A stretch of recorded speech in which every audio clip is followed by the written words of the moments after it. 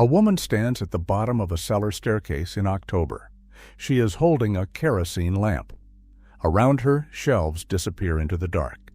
Potatoes, beans, jars, and lined up against the far wall are 6 enormous blue-gray squash, each one big enough that she has to carry it with both arms. Winter has not even started yet, but she already knows her family will eat. That scene played out all over America during the Great Depression, not because people were hobby gardeners, because they had to be. Today we walk into a grocery store and hope the prices have not gone up again. They walked into a backyard and asked a different question. How much food can this patch of dirt produce? Somewhere along the way, that way of thinking disappeared. Not the plants, the knowledge. In 1934, New York City's relief gardens produced millions of dollars worth of food from vacant lots and unused ground. $5 of food for every $1 invested. Think about that for a second. A government program proved that ordinary families could turn dirt into groceries at a return most investments would envy. And then, over the next few generations, most Americans stopped doing it. This video is about 20 plants that made the math work. One stored until February without refrigeration. One climbed a string and produced food all summer long. One came back year after year and asked almost nothing in return. And one, near the top of this list, is probably growing within 10 miles of your house right now, even though most people no longer recognize it. We start at number 20. The Depression did not break America evenly. By 1933, 1 in 4 working-age Americans had no job. Banks had failed. Farms had failed. Whole cities, Detroit, Cleveland, Toledo, were sitting on payrolls cut in half. The people in those cities had to eat. The federal government, under a new president named Franklin Roosevelt, did something it had never done before. It paid for them to grow food. The Federal Emergency Relief Administration, set up in May of 1933, opened what it called relief gardens, vacant lots, schoolyards, park edges, strips of dirt that had been collecting trash for 10 years. In some cities, the program went further. Detroit, which had run a city potato program 40 years earlier, knew exactly what to do. By 1934, those old patches had returned under a new name, and tens of thousands of Detroit families were feeding themselves from city dirt. New York City had 5,000 of these patches at peak. Philadelphia had 3,000. The math was extraordinary. $5 of food for every $1 invested. In 1934 alone, New York's gardens produced $2.8 million of vegetables. The program ran for almost 4 years. Then the government shut it down. In 1935, the federal funding ended. A handful of cities kept their patches going. Most did not.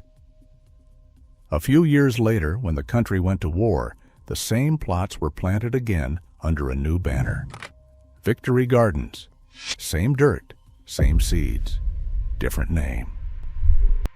When the war ended, those gardens thinned out, then thinned again, and then the supermarket arrived. By the late 1950s, the household garden in most American towns had become a hobby. A few tomato plants, maybe a row of beans. The plants did not disappear, the knowledge did. These 20 plants are the ones those gardens leaned on hardest. Number 20 is the Hubbard squash. And the story starts with a woman named Elizabeth Hubbard, who is remembered today mostly because she tasted a squash and told somebody else they ought to grow it. That sounds small. It changed American gardens for nearly a century. By the late 19th century, Hubbard squash had become one of the great storage foods of the Northeast. When the relief gardens spread during the Depression, it was already a familiar sight. If you have never seen one in person, picture something halfway between a vegetable and a piece of farm equipment. Dusty blue-gray, thick-skinned, heavy enough that you do not carry it casually. 15 pounds was common. Some reached 40. A child could sit on one. And that was exactly the point. A family was not growing a Hubbard because it was pretty. They were growing calories. You harvested it in autumn, carried it into the cellar, and left it there. November, December, January, sometimes longer. As the months passed, the flesh inside actually sweetened. When the snow was blowing sideways outside, that squash was still sitting there waiting. One plant often produced several fruits. One fruit fed a family more than once. A pie came from it. Suppers came from it. And unlike most groceries, it did not require a freezer, a refrigerator, or a monthly payment to keep it. The strange thing is that most Americans have never seen one. Walk through a modern supermarket and you will find neat little butternut squash stacked in tidy rows. A Hubbard is different. It is awkward, heavy, hard to fit into displays, hard to fit into shopping carts, hard to fit into modern life, so it quietly disappeared from most stores. Not because it stopped being useful, because usefulness and convenience are not always the same thing. Your great-grandmother understood that distinction immediately. That is why she planted Hubbard squash. Number 19. Boston marrow squash. A relative of the Hubbard but bigger, oranger, and almost extinct from American gardens. Single fruits reached 40 pounds. 19th century cookbooks called it the pie pumpkin.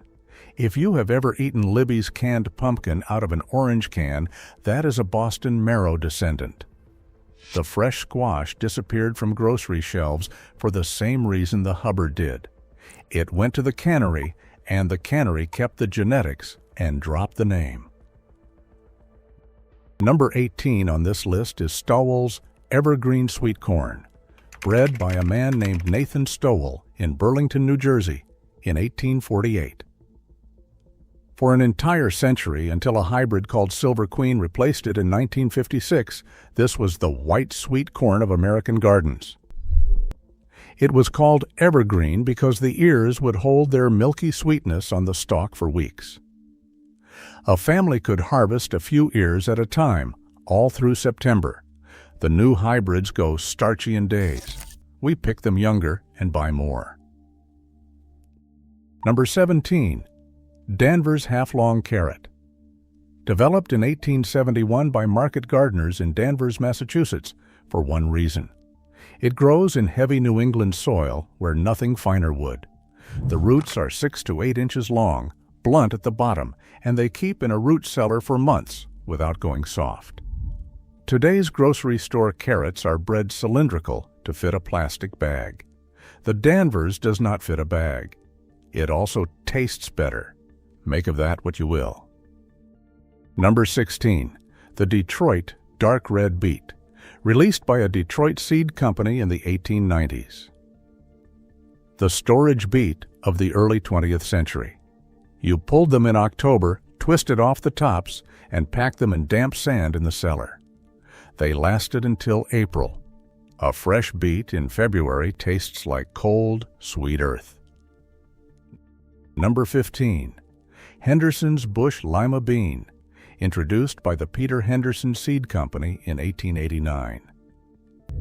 Henderson bred a knee-high bush version of the lima, which until then had grown on tall poles and taken up half a garden. A row of these dried beans could feed a family soup for an entire winter.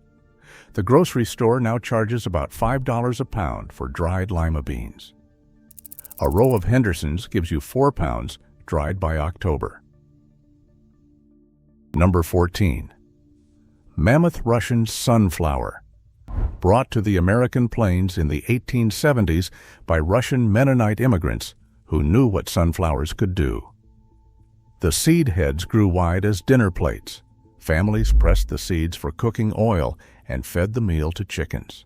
Today, most Americans see them as decoration. Number 13 on this list is Lucullus Swiss chard, a variety from before the First World War, named after a Roman general famous for his appetite. It does not bolt in summer heat the way spinach does. You cut the outer leaves, leave the center, and the plant keeps producing from May through hard frost. One 4-foot row gives you greens for 7 months. Modern grocery store greens last 4 days in the bag. Number 12 on this list is the cowpea. The second deep chapter is about a bean that came across the Atlantic in chains and survived everything that tried to erase it. Also called the black-eyed pea. Whatever your grandmother called it. The story of this plant on American soil begins in chains. Cowpeas came across the Atlantic with enslaved West Africans in the 17th and 18th centuries, and they spread across the American South because they would grow in soil that nothing else would tolerate. Heat, drought, exhausted cotton ground that had been worked to dust for 2 generations. The cowpea did not care. It pulled nitrogen out of the air and put it back into the dirt. It fed people while it fed the land. In 1903, a man named George Washington Carver, the head of the Agriculture Department at Tuskegee Institute in Alabama, published a small pamphlet called Bulletin No. 5. Its title was simply Cowpeas, 25 Recipes, Boiled Peas with Bacon, Cowpea Griddle Cakes. A coffee made from roasted cowpeas for families that could not afford the real thing. The first printing was 1,500 copies. It sold out and Carver had to print it again. By the Depression, every poor farm family from Alabama to the Carolinas knew this crop. It was what you grew when there was nothing else. A cowpea vine climbs anything you give it. A bean string, a cornstalk, a fence. The pods hang in pairs, long and slender, like green knives. Crack one open, and the beans inside are ivory with a single black eye, the size of a baby's fingernail. Simmered with smoked ham or smoked turkey, they throw a broth the color of weak coffee. The smell is hard to describe.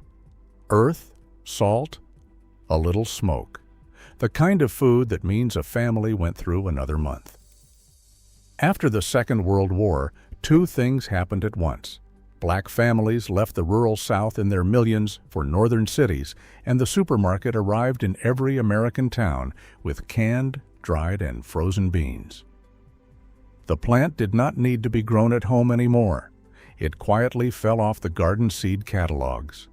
The dish stayed. The dish is still here. You eat black-eyed peas on New Year's Day for luck, and you do not always know why. But the plant itself, the climbing vine that fed the South through its hardest century, mostly stopped being planted. Today, a 15-foot row, started from a $4 seed packet, gives you 4 to 7 pounds of dried beans by October. The grocery store charges $5 a pound for organic dried cowpeas. That is the math your great-grandmother already did. That was number 12.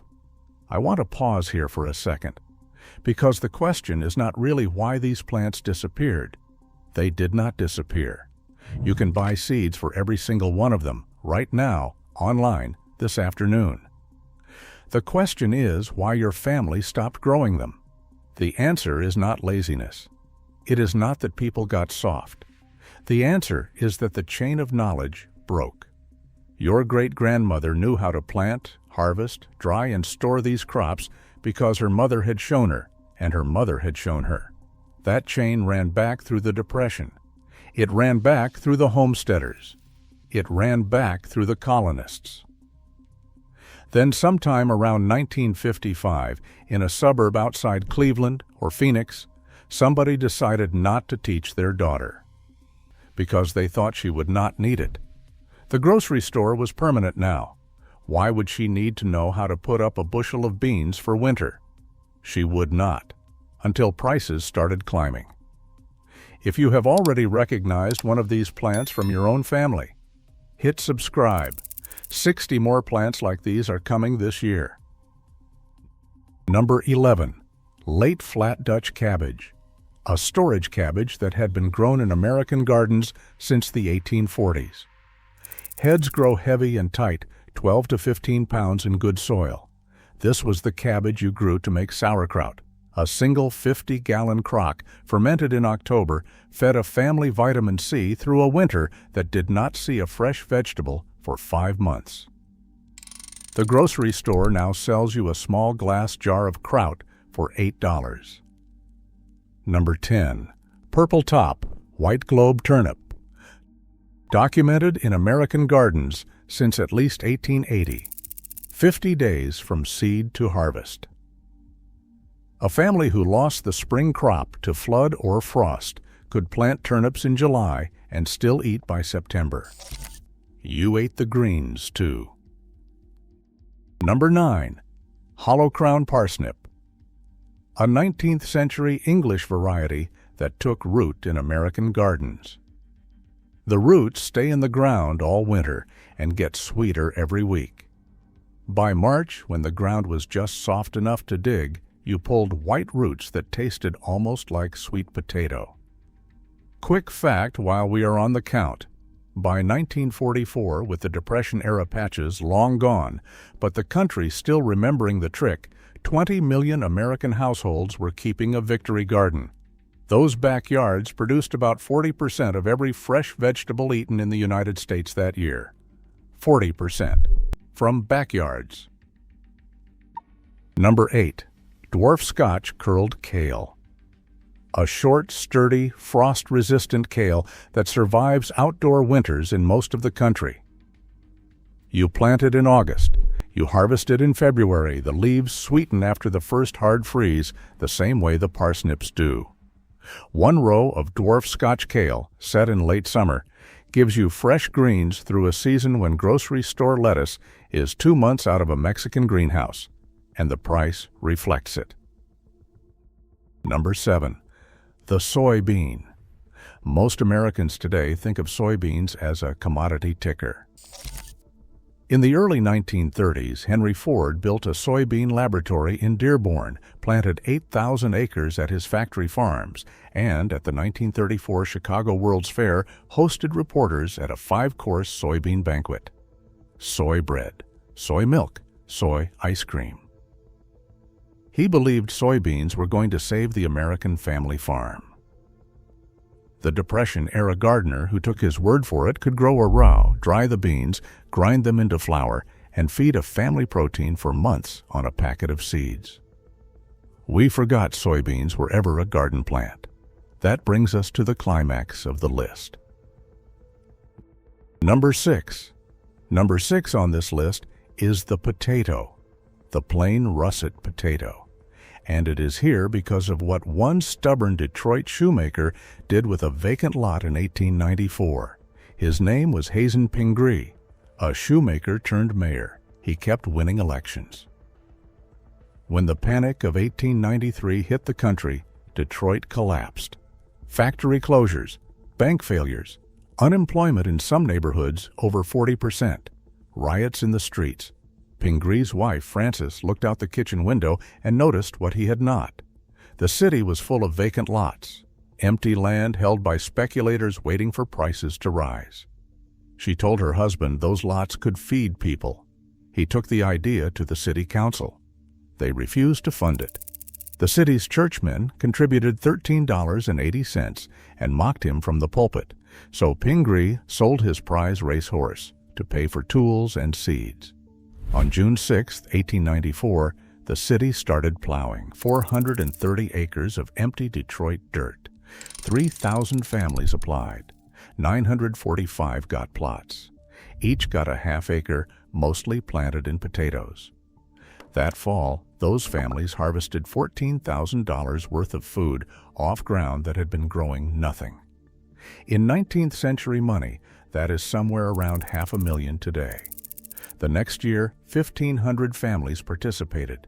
The crop was worth $31,000, more than the city of Detroit paid out in cash welfare that entire year. The story spread. Within 3 summers, New York, Boston, Chicago, and 4 other cities were running their own potato patch programs. 40 years later, when Roosevelt's emergency programs needed a model, Pingree's old plots were already there. A potato is a strange plant when you actually look at one. You plant a single piece of an old potato. A chunk with one eye is enough. From that chunk, by mid-August, a plant pushes up 6 to 10 new potatoes, sometimes more. You dig them out of soft dirt in October with your bare hands, and they come up looking exactly the way they did when your grandmother dug them, brown, heavy, smelling like the air after rain. You spread them in the shade for a few hours to dry. Then they go into a paper sack in the cellar. A bag of potatoes will hold for 5 months without losing a thing.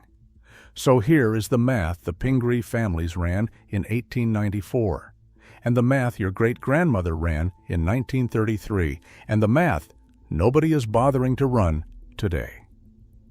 A single 100 square feet of garden bed, the size of a parking space planted in potatoes, gives you somewhere between 100 and 200 pounds of food. The grocery store charges about $1.50 a pound for plain russet potatoes. Plant 3 beds and you have eaten potatoes for a year on 3 seed packets. No supermarket russets all winter. For a family that eats potatoes 3 nights a week, that alone cuts the grocery bill by close to half. This is the calculation Pingree did on paper in 1894. The calculation that fed Detroit through one depression and the country through another. Then we stopped doing it. Number 5. Sorrel, a perennial sour green that French and Russian immigrants planted in American gardens in the 1800s and treated like a vegetable. The leaves taste like a green apple sliced with a steel knife.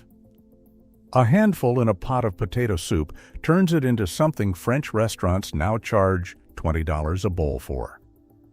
A sorrel plant comes back every spring for 20 years on its own. You plant it once. We forgot anyone was supposed to keep eating it. Number 4. Horseradish. American families used to plant a horseradish root along a back fence and forget about it. Every October, they dug up a fist-sized root, grated it for boiled beef, and ate sinus-clearing horseradish through Christmas. The grocery store now sells you a tiny jar of the same thing in vinegar for $6. The plant lives 15 years on a corner of dirt you do not have to water. Your great-grandmother knew this. You buy the jar. Number 3. Asparagus, a perennial spring crop that produces fresh green spears every April and May for 25 years. A bed planted in 1930 would still have been feeding a family in 1950. The grocery store charges $7 a pound for asparagus in season. A backyard bed gives you 10 or 15 pounds a year. Plant it once. Eat it for a quarter century. Number 2. Rhubarb, the PIE plant. Almost every American grandmother remembers a rhubarb patch behind the kitchen door, often planted on the day a child was born. Stalks the color of sunset. Tart enough to make a 4-year-old cry. Sweetened with sugar and lemon, it became the pie that meant summer. A single rhubarb crown comes back untouched for 30 years. The plant outlives the gardener. Number 1 on this list is the sunchoke, also called the Jerusalem artichoke. It is a native North American sunflower whose roots, instead of seeds, are the food. The plant grows 7 to 10 feet tall and looks like any other sunflower you have seen. The tubers below the ground are the size of small ginger roots. They taste like a cross between a water chestnut and an artichoke heart. Sweet, nutty, crisp. Native peoples grew them from the Atlantic to the Mississippi. Lewis and Clark ate them on the trail. Depression-era families planted them once in a back corner of the lot and harvested them for the next 40 years with a shovel. Right now, sunchokes are probably growing wild within 10 miles of your house. Most people walk past them every fall and call them weeds. A grocery store sells the same tubers, when it sells them at all, for $12 a pound. The plant your great-grandmother considered free food is still growing. You just stopped recognizing it. The thing that stays with me about the relief gardens is not the vegetables. It is the confidence. People living through the hardest economic decade in modern American history looked at an empty piece of ground and saw groceries. We look at the same ground and see landscaping. Somewhere between those two ideas, something changed, not because the plants vanished, they are still here. The beans are still here. The squash is still here. The seeds are still here. Most cost less than a cup of coffee. What disappeared was the expectation that ordinary people should know how to turn those seeds into food. For most of American history, that knowledge was considered normal. A grandmother handed it to a daughter. A daughter handed it to a son. A neighbor handed it across a fence. Then, little by little, the chain broke. The grocery store became permanent. The garden became optional. And knowledge that had survived wars, depressions, and hard winters started fading in a single lifetime. That is what this list is really about. Not vegetables. Memory. If your family grew any of these plants, tell me which one. Because every time somebody remembers one of those stories, a small piece of that chain gets connected again.